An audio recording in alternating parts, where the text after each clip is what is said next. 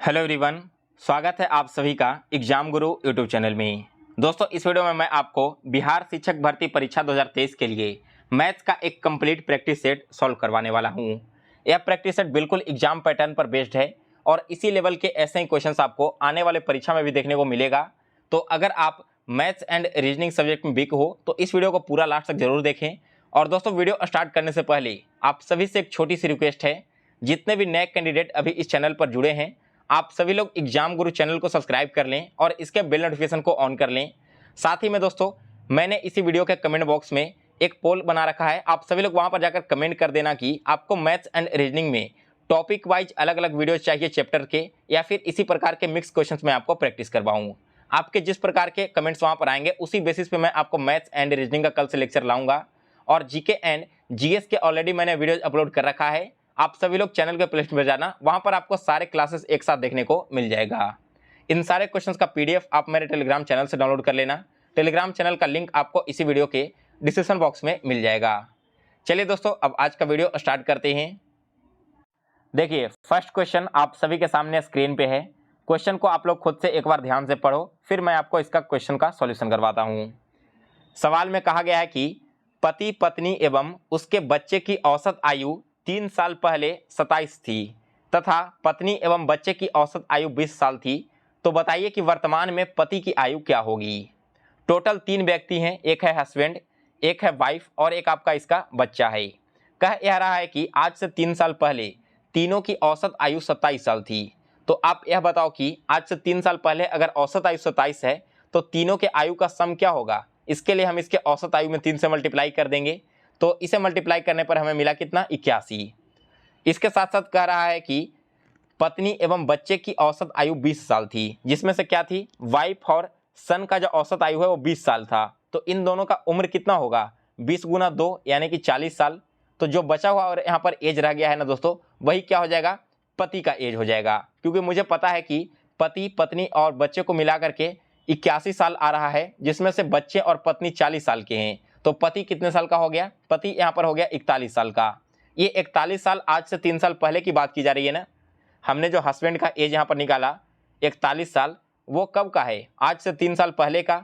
लेकिन सवाल में पूछा कि वर्तमान आयु क्या होगी, तो इसमें 3 ऐड कर दो, वर्तमान आयु हो जाएगा 44 साल। तो डी ऑप्शन इस क्वेश्चन का करेक्ट आंसर है। आशा करता हूं दोस्तों कि आप सभी लोगों ने फर्स्ट क्वेश्चन समझ लिया होगा। चलिए अब आगे बढ़ते हैं दूसरे क्वेश्चन की ओर। सेकंड क्वेश्चन आप सभी के सामने स्क्रीन पे है। क्वेश्चन में कह रहा है कि एक आयताकार मैदान की एक भुजा की माप 4 मीटर है तथा उसके विकर्ण की लंबाई 5 मीटर है। मैदान का क्षेत्रफल क्या होगा। तो देखिए, सबसे पहले मैं क्या करता हूं, एक रेक्टेंगल ड्रॉ कर देता हूं। इस प्रकार से एक रेक्टेंगल है। रेक्टेंगल में कह रहा है दोस्तों कि एक भुजा का माप 4 है और इसका एक विकर्ण 5 है। तो यहाँ पर हमें एरिया निकालने के लिए क्या करना होता है, लेंथ इंटू विड्थ। जहाँ पर हमें दोस्तों आपका एक साइड तो पता है, दूसरा साइड निकालना है। एक बात ध्यान रखना दोस्तों, जो रेक्टेंगल का कोण होता है ना यहाँ पर, वो हमेशा 90 डिग्री का होता है। और अब अगर आप इस फिगर को ध्यान से देखोगे, सिर्फ इसने फिगर को, तो आपको एक राइट एंगल ट्रेंगल दिख रहा होगा ना, जिसमें आपका परपेंडिकुलर क्या है, यहाँ पर है। अब अगर हमें राइट एंगल ट्रेंगल मिल गया है तो हम यहाँ पर क्या करेंगे, रूट अंडर 5 का स्क्वायर माइनस 4 का स्क्वायर करके दूसरा साइड निकाल लेंगे। तो यहाँ पर हो जाएगा रूट अंडर में 25 माइनस 16, तो ये आपका हो जाएगा रूट अंडर 9। और रूट अंडर 9 का वैल्यू क्या होता है, 3 होता है। तो x के जगह हमने 3 लिख दिया। क्वेश्चन में पूछा था कि इस मैदान का क्षेत्रफल क्या होगा। तो एक साइड 4 है, दूसरा साइड 3 है, दोनों को मल्टीप्लाई कर दो तो इसका क्षेत्रफल हो जाएगा 12 वर्ग मीटर, यानी कि ऑप्शन ए इस क्वेश्चन का करेक्ट आंसर है। सभी को समझ में आ गया क्वेश्चन नंबर 2। आगे बढ़ते हैं तीसरे क्वेश्चन की ओर। तीसरा क्वेश्चन है कि 2 लगातार पूर्ण संख्याओं का योग्य 53 है, तो इनमें से छोटी सी संख्या कौन सी होगी। यहाँ पर 2 लगातार पूर्ण संख्याएं, तो मान लो कि हमारा पहला संख्या x है, तो इसके बाद जो दूसरा संख्या आएगा वो क्या होगा, x + 1 होगा, क्योंकि जस्ट इसके बाद की संख्या की बात की जा रही है। और इन दोनों का जो सम है वो 53 के बराबर है। तो यहाँ पर आप देखो 2x + 1 बराबर 53, तो यहाँ से हो जाएगा 2x = क्या, 52। और 52 को अगर 2 से डिवाइड करोगे तो आपको 26 मिलेगा। यानी कि दोस्तों x = हमारा हो गया 26 पहला संख्या, और दूसरा संख्या क्या हो जाएगा, 26 + 1 27। पूछा गया सबसे छोटी संख्या, तो सबसे छोटी संख्या यहाँ पर 26 हो जाएगा। ऑप्शन नंबर बी इस क्वेश्चन का राइट आंसर है। और अगर बड़ी संख्या पूछी जाती तो राइट आंसर आपका 27 हो जाता। समझ में आ गया सभी को क्वेश्चन नंबर 3। तो आगे बढ़ते हैं क्वेश्चन नंबर 4 की ओर। 4 नंबर क्वेश्चन है कि दो पूर्णांकों का योग्य -25 है, यदि एक पूर्णांक 30 है तो दूसरा पूर्णांक क्या होगा। तो देखिए, मान लो यहाँ पर क्या दिया गया है कि एक हमारा जो नंबर है वो 30 है और दूसरा नंबर हम मान लेते हैं x, इन दोनों का जो सम है वो -25 के बराबर है। तो यहाँ से x का वैल्यू निकल कर आ जाएगा। x का वैल्यू कैसे निकलेगा दोस्तों, जो 30 है वो इधर चल जाएगा माइनस में, इधर क्योंकि प्लस में है तो इधर आ जाएगा माइनस में, और -25 और -30 क्या हो जाएगा, -55 हो जाएगा। यानी कि x का वैल्यू यहाँ पर हो जाएगा -55। सी ऑप्शन इस क्वेश्चन का बिल्कुल सही जवाब है। इसके बाद अगला क्वेश्चन 5 नंबर है। एक व्यक्ति एक काम का 5/8 भाग 10 दिनों में करता है, इस दर पर वह और कितने दिनों में काम को पूरा कर सकेगा। तो देखिए, 5/8 भाग को वो करता है 10 दिनों में, 5/8 काम को वो 10 दिनों में कर रहा है, तो पूरे काम को कितना करेगा, 10 × 8/5 दिनों में। ठीक है ना, यहाँ तक सभी को समझ में आ गया मैंने कैसे किया। हमसे पूछा गया कि वो जो बचा हुआ कार्य था वो कितने दिनों में करेगा, तो 8 में से 5 काम तो वो पहले ही कर चुका था, तो बचा हुआ काम कितना रह गया, 3/8 काम, यही तो हमें निकालना था। तो 8 से 8 कैंसिल हो गया, 5 से 10 दो बार में, और 2 में 3 से मल्टीप्लाई करोगे तो 6 आपका राइट आंसर हो जाएगा। तो सी ऑप्शन इस क्वेश्चन का बिल्कुल सही जवाब है। अब एक बार यहाँ पर ये समझ लो दोस्तों, 5/8 काम को अगर वो 10 दिनों में कर रहा है तो पूरे काम को उसने कितने दिनों में किया, ये हमने कैसे निकाला। देखिए, टोटल 8 काम है, जिसमें से 5 काम को उसने कितने दिनों में कर दिया, 10 दिनों में खत्म कर दिया। तो हम यहाँ पर यह पता कर सकते हैं कि बाकी का जो हमारा टोटल 8 काम था वो कितने दिनों में होगा। इसके लिए हमने क्या किया, यहाँ पर 8/5 से मल्टीप्लाई कर दिया, क्योंकि जो आपका वर्क होता है ना वो इन्वर्सली प्रोपोर्शनल होता है उसके टाइम के रेशियो से। इसी प्रकार से मैंने यहाँ पर 5/8 को इन्वर्स करके 8/5 कर दिया था। तो ऐसे छोटे छोटे कॉन्सेप्ट आपको पहले क्लियर करने होंगे, तभी जाकर आप एग्जाम में क्वेश्चन को कम टाइम में सॉल्व कर पाओगे। इसलिए मैंने आपसे बोला था कि आप एक बार कमेंट करके बता देना, मैं चैप्टर वाइज आपको पहले मैथ्स कंप्लीट करवा दूं या फिर इसी प्रकार से प्रैक्टिस से डायरेक्ट करवाऊं, आप चैप्टर वाइज कहीं और से कंप्लीट कर लोगे। तो आप सभी लोग एक बार कमेंट जरूर कर देना। इसी वजह से मैं ज़्यादा वीडियोज भी अपलोड नहीं कर पा रहा, आपके जैसे कमेंट्स आएंगे उसी प्रकार से मैं आपको आगे के वीडियोज उपलब्ध करवाऊंगा। अब एक दो यहाँ पर रीजनिंग के क्वेश्चन है, इसे भी देख लीजिए। देखो, शेर संबंधित है जानवर से, उसी प्रकार तोता किससे संबंधित होगा, तो यह संबंधित होगा दोस्तों पक्षी से। बहुत ही इजी लेवल का क्वेश्चन था। Next question number 7। यहाँ पर आपको बताना है कि 4 ऑप्शंस में से कौन सा एक ऑप्शन अलग है। तो हॉकी, बैडमिंटन और टेबल टेनिस, ये तीनों के तीनों आउटडोर गेम्स हैं, जबकि कैरम इंडोर गेम्स होता है। तो डी ऑप्शन इस क्वेश्चन का करेक्ट आंसर है। इसके बाद अगला क्वेश्चन है 8 नंबर। एक सीरीज दिया गया है 2, 4, 6, 8, आपको बताना है कि इसके बाद कौन सा नंबर हमें लिखना होगा। तो देखिए, 2 के बाद अगर हम इसमें 2 और ऐड कर दें तो हमको 4 मिलेगा, 4 में फिर से 2 ऐड कर दें तो 6 मिलेगा, 6 में फिर से 2 ऐड कर दें तो 8 मिलेगा। तो 8 के बाद अगला जो हम नंबर लाएंगे ना उसमें 2 ऐड करना होगा, और 8 में 2 ऐड करोगे तो आपको 10 मिलेगा। तो ए ऑप्शन इस क्वेश्चन का करेक्ट आंसर है। इसके बाद अगला क्वेश्चन है 9 नंबर। 9 नंबर क्वेश्चन कह रहा है कि प्रश्न आकृति में आपको देखकर बताना है कि क्वेश्चन मार्क की जगह पर कौन सा फिगर आने वाला है। तो देखिए, इस क्वेश्चन को कैसे सॉल्व करेंगे। सबसे पहले यहाँ पर देखो क्या है, एक आपका एरो ऊपर की ओर है ना, और एरो फिर से नीचे आ जा रहा है, लेकिन ये आपका एरो क्या है, राइट साइड में है फिगर के। फिर इधर आओगे तो एरो आपका वापस ऊपर चला गया और वापस नीचे आ गया, लेकिन लेफ्ट साइड में था। तो हमें इतना तो पता चल चुका है कि एरो 2 बार होगा राइट साइड में और 2 बार होगा लेफ्ट साइड में, और दोनों आपस में इंटरचेंज वो में रहेंगी। तो यहाँ तक आपका नीचे आ चुका है। अब जो हमारा अगला फिगर बनेगा ना, वहाँ पर एरो ऊपर की ओर होगा और राइट साइड में होगा। तो यहाँ पर हमने एरो ड्रॉ कर दिया। अब यह वाला जो आपको बॉक्स दिख रहा है ना, सबसे पहले क्या है, इधर की ओर है, फिर ऊपर की ओर गया, फिर इधर की ओर गया, और अब नीचे की ओर आया। तो अगले टर्म में हमारा एरो इस प्रकार का बनेगा। तो यहाँ पर ऑप्शन नंबर ए बिल्कुल सही जवाब है। फिर इसके बाद अगला क्वेश्चन है 10 नंबर। इसमें आपको बताना है कि 4 में से 3 एक प्रकार से समान है, बाकी एक अलग है, तो अलग फिगर को पहचान करिए। देखिए इसमें क्या कह रहा है और कैसे इस अलग फिगर को पहचान करना है। अगर आप ध्यान से देखोगे ना, तो यहाँ पर फिगर 2 में पूरा का पूरा ये बॉक्स बना हुआ घिरा हुआ दिख रहा है ना, जो कि इसमें नहीं है, इसमें नहीं है और इसमें भी नहीं है। तो क्लियर पता चल रहा है दोस्तों कि फिगर नंबर 2 क्या है, एक पूर्ण फिगर है, बाकी के तीनों फिगर अधूरे हैं। तो इसलिए इस क्वेश्चन का राइट आंसर हो जाएगा ऑप्शन नंबर बी। अगला क्वेश्चन है दोस्तों 11 नंबर। ऐसे क्वेश्चन दोस्तों आपके एग्जाम में डेफिनेटली देखने को मिलेगा, क्योंकि बीपीएससी का जो सिविल सर्विसेज का एग्जाम होता है वहां पर भी एक क्वेश्चन पूछा गया था। इस बार बीपीएससी हेडमास्टर के क्वेश्चन में पूछा गया था, प्लस असिस्टेंट के एग्जाम में भी पूछा गया था। तो आइए देखते हैं इस क्वेश्चन को कैसे सॉल्व करेंगे।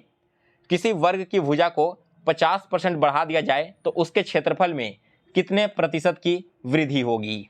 यहाँ पर बढ़ाया जा रहा है 50% ना, तो इसकी जो वृद्धि है वो हम कैसे निकालेंगे। तो इसकी वृद्धि निकालने के लिए दोस्तों क्या करेंगे, हम फॉर्मूला यूज करेंगे। फॉर्मूला होता है a plus minus B plus minus A into B divided by 100। यहाँ पर दोस्तों a और b क्या होगा, a हो जाएगा आपका जो 50% बढ़ाया है वो, और b हो जाएगा 50% बढ़ाया है वो। अब यहाँ पर एक्चुअली में एक ही 50% दिया गया है ना, तब आप a और b दोनों को एक ही मान रखोगे। लेकिन अगर यह कहा जाता कि 50% बढ़ा दिया गया और फिर 40% बढ़ाया गया, तो हम b की जगह 40 लेते हैं। या फिर कहा जाता कि 50% बढ़ाया गया और फिर वापस से 30% कम कर दिया गया है, तब हम b का वैल्यू 30 लेते हैं। लेकिन यहाँ पर केवल 50% लिखा गया है ना, तो a की जगह पर भी हम 50 ही लिखेंगे और b की जगह पर भी हम 50 ही लिखेंगे। इसके बाद बात होता है ये साइन का, कि कहाँ पर आपको प्लस का साइन लगाना है और कहाँ पर माइनस का लगाना है। तो अगर इंक्रीज कर रहा हो तब आप प्लस लगाओगे, और अगर डिक्रीज कर रहा हो तब आप माइनस लगाओगे। तो यहाँ पर a की जगह पर हमने 50 लिख दिया। अब यहाँ पर भुजा को बढ़ाया गया है ना, यानी कि इंक्रीज किया गया है, तो हमने फिर से क्या किया, प्लस 50 कर दिया। यहाँ पर भी साइन आपका उसी प्रकार से प्लस आ जाएगा, ऊपर में a into B divided by 100। तो 50 और 50 ऐड करोगे तो आपको मिलेगा 100, प्लस में 50 से 100 कटेगा 2 बार में, और 2 से 50 कटेगा 25 बार में, तो इधर 25 हो जाएगा।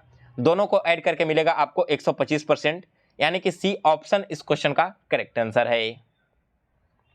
इसके बाद अगला क्वेश्चन है 12 नंबर। अगर एक बस 3 घंटे में 195 किलोमीटर की दूरी तय करती है तथा एक ट्रेन 4 घंटे में 300 किलोमीटर की दूरी तय करती है, तो दोनों की चालों का अनुपात क्या होगा।